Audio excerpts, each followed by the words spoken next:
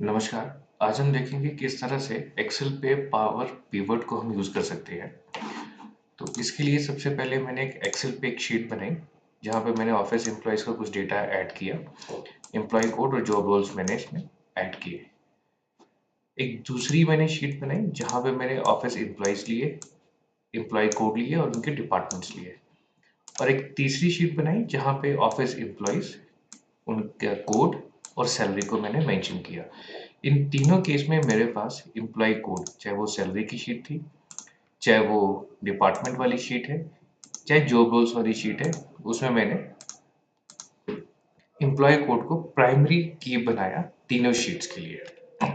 अब क्योंकि मुझे पावर पिवट यूज करना है तो मैं फाइल पर जाऊंगा और इसके अंदर एक ऑप्शंस का की है, बटन है, उसको प्रेस करूंगा और इसके बाद एडिंग्स पे जाने के बाद मेरे पास यहाँ पे COM एड इन्स का एक ऑप्शन अवेलेबल है, मतलब कंपोनेंट ऑब्जेक्ट मॉडल्स।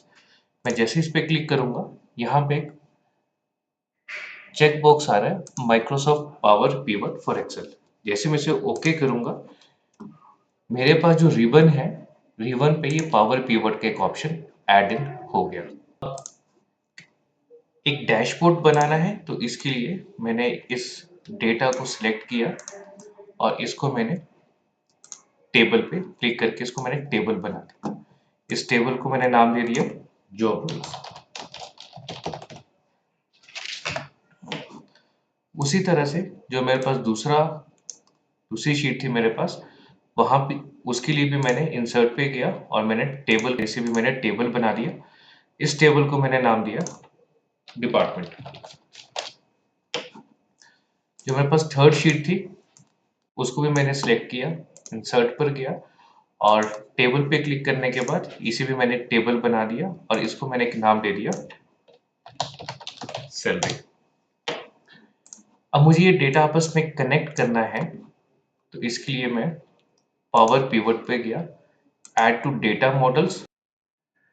अब इसका मुझे डेटा व्यू देखना है तो ये मेरे पास इसका डेटा व्यू है।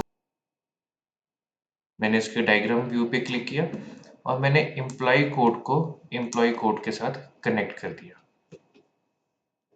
तो ये जो मेरा रिलेशनशिप था ये वन टू मैनी इस्टेब्लिश हो गया, मतलब यहाँ पे वन है और यहाँ पे बहुत सारी एंट्रीज है तो वन टू मैनी इस्टेब्लिश हो गया।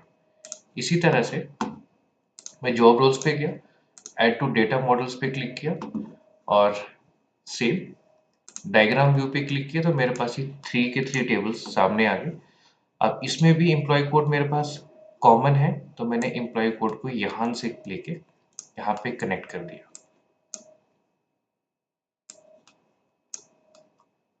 तो अब ये देखेंगे यहाँ पे भी जो कनेक्शन है वो इस्टेब्लिश हो गया है वन टू मैनी।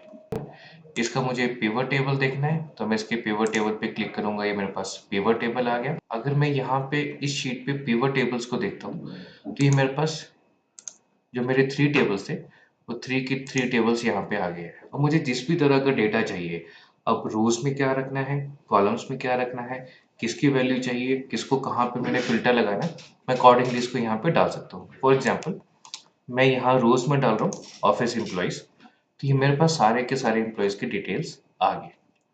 अभी किस जॉब रोल में है ये डिटेल्स मेरे पास यहाँ पे आगे या फिर मैं इसको रोज में भी रख सकता हूँ।